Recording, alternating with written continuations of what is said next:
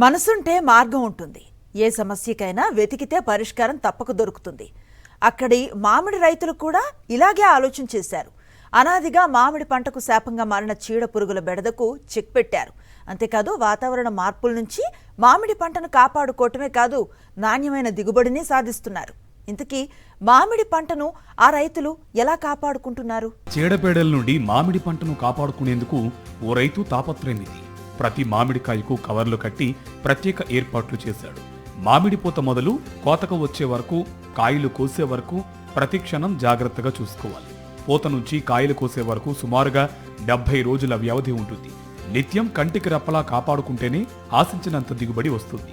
అధిక ఉష్ణోగ్రతలు, అకాల వర్షాలు, గాలి దుమారం ఇలా అనేక కారణాలతో మామిడి పంటకు ఏటా నష్టం వాటిల్లుతోంది. ఈ సమస్యను అధిగమించడానికి మామిడికాయలకు రక్షణ కవర్లు అందుబాటులోకి వచ్చాయి.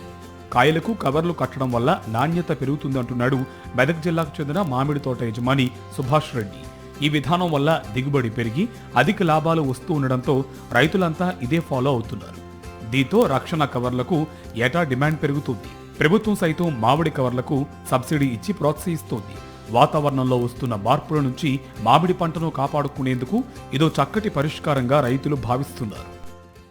ఆ కవర్స్ ఎందుకనంటే దోమ మచ్చ కానీ, తర్వాత ఈగ మచ్చ కానీ, వాతావరణ కాలుష్యం ద్వారా మామిడి పిందె కానీ కాత కానీ చెడిపోకుండా ఉండడానికి ఆ విధంగా చేయడం జరుగుతుంది.